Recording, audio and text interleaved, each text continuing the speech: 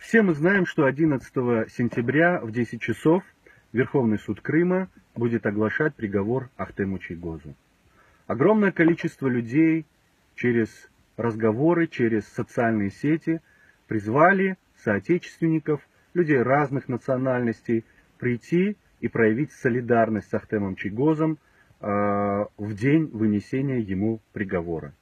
Потому что мы все понимаем, что незаконный, несправедливый суд происходит не над одним человеком, а над целым крымско-татарским народом, который 26 февраля 2014 года коллективно высказал свою позицию, осуществил политическое действие и выступил в защиту территориальной целостности государства своего проживания, а именно Украины.